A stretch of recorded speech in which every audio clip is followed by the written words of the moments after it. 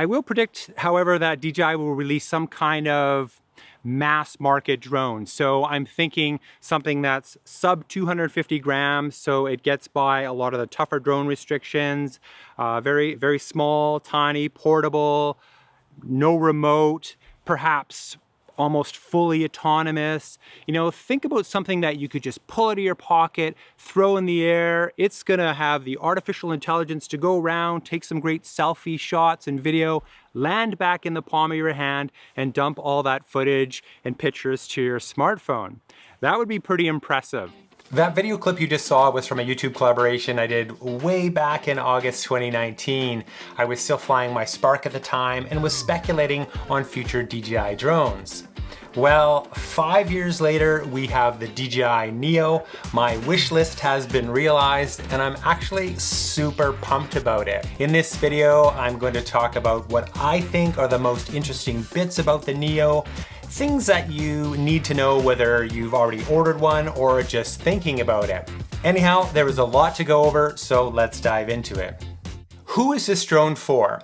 Well, in my opinion, this is a drone for everyone. It's affordable, it's easy to fly, and it's designed to quickly capture pictures and video of you and your adventures without the extra expense and hassle that comes with larger, more complicated drones. Let's be totally honest here, using a typical drone to capture a quick shot is not that easy. You have to unpack it, unfold it, start it up, start the remote, get it in the air, adjust your settings, and then finally you're ready to start shooting. When you're done, you have to do everything in reverse, and it's just a total hassle. With the NEO, you pull it out of your pocket or your bag, press a button, and it starts shooting. When it's done, it returns to land in the palm of your hand, and with minimal fuss, you've captured a great moment without interrupting your flow. So think about it. You're out for a hike or bike ride or something. What drone will you take with you? Well, you're going to take the one that makes it easy to capture the moment without interrupting whatever you're doing. It's that simple, and that is NEO. With the DJI NEO, all you need is the drone itself. You don't need your phone, you don't need a controller, nothing. Well, maybe just the palm of your hand. The NEO's palm control feature is the easiest way to capture pictures and video with minimal fuss. With a few button presses, you can choose from 6 intelligent flight modes like Droney, Circle, Rocket, and Spotlight. You can select Follow to track you from behind, or Direction Track, which is a custom mode to capture you from the front. Palm control is designed to be simple to use. You basically place the drone on the palm of your hand with the camera facing you. You hold down the mode button for a couple of seconds and select your flight mode. The drone will confirm you as the subject, take off, and do its thing. When it's all done, all you need to do is place the palm of your hand underneath the drone and it will come in for a landing. Now, there are a couple things you should really know here. In palm control mode, there is no return to home. If there is a low battery condition or some other critical issue, your drone will simply come in for a landing wherever it is. So it's a good idea to keep it in sight at all times. Palm control restricts you to 30 meters of altitude and 50 meters of distance, so that shouldn't be too much of a problem. The other thing to keep in mind is that some features like Direction Track need to be activated in the Fly app before using them. Also, if you want to adjust shooting parameters, you need to do it through the app. Before your first flight, it is recommended to link the NEO to the Fly app via Wi-Fi for the reasons I just mentioned, and also in case you have to quickly take manual control. One of the cool things with the NEO is that you don't need a controller to fly it, but if you want to use one, there are plenty of options available. The NEO is compatible with the following controllers from DJI: the RC2, the RCN2, the new RCN3, the RC Motion 3, the FPV Controller 3, and even the DJI Goggles 3. Like, that's a lot of controllers. Now, for me, I already own the RC2 and the RCN2, so I can purchase a NEO without a remote and use the controllers I already own. That's pretty awesome. Going against the trend of recent DJI drones, the NEO does not have any obstacle avoidance abilities whatsoever. Like, none. Nothing. Knowing that, you have to be careful how and where you fly. Autonomous flight options like Droney, Circle, and Boomerang, they take a good amount of open space to execute, so you need to make sure you're using them in areas free of obstructions. Same goes for the follow mode. You can set the NEO to follow you at different heights, low, flat, and high. If you're having the drone follow you up high, you need to be cognizant of obstructions like tree branches or bridges that you can safely sneak under, but the drone will not. On the flip side though, the NEO is compact, it's light, and it looks to have a sturdy build, so it should be able to take some bumps and keep going. It also has good protection for its propellers and optional guards, which should help protect it during flight.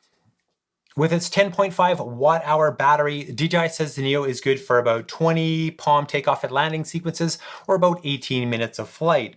Of course, this is measured in perfect windless conditions, so your mileage may vary. To me though, that seems like a good amount of flight time for such a tiny drone. Now what's really interesting here is that if you charge the battery in the drone, it takes about 50 minutes to charge a single battery from 0 to 100%. If you purchase the optional two-way charging hub, you can charge 3 depleted batteries in about 1 hour because it charges all 3 batteries simultaneously. That's really cool, and it is something that hasn't been available from DJI since the Spark days.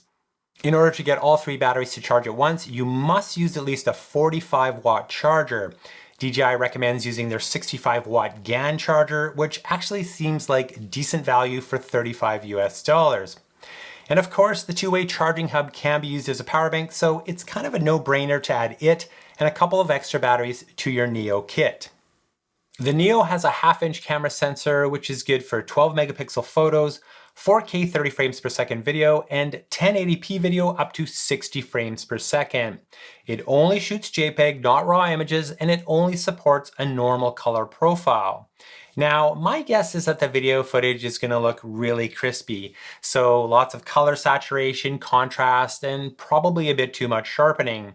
For folks who just want to capture some memories or post to social media, it's probably going to be perfect. I suspect for some people though, the photo and video quality will be disappointing, but you have to think about the target market and what you're getting for the price. For less than $200, you're getting an autonomous drone that can shoot 4K footage. That's pretty crazy. Sure, it would be nice to have 4K 60 frames per second, maybe D-Log M color profile and stuff like that, but those features require more processing power and that would mean a significant jump in price.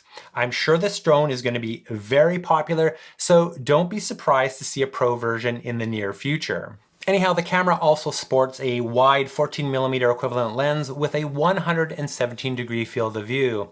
It's not quite as wide as the DJI Avata's 155-degree view, but way wider than the 82 degrees of the Mini 4 Pro. And finally, the NEO can only shoot landscape video and pictures. So if you're someone who likes to shoot portrait pictures and video, just know that the NEO cannot shoot natively in that orientation.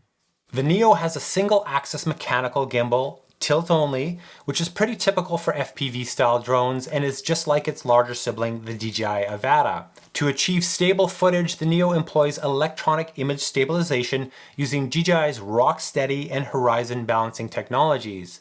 This electronic stabilization is only available while shooting in the 16:9 aspect ratio in either 4K or 1080p resolution. If you would rather stabilize the footage yourself using something like GyroFlow, which I will link to in the description, you can totally do that and it is fully supported. In that case, you need to turn image stabilization off and switch to the 4:3 aspect ratio, which is available in both 4K and 1080p resolution.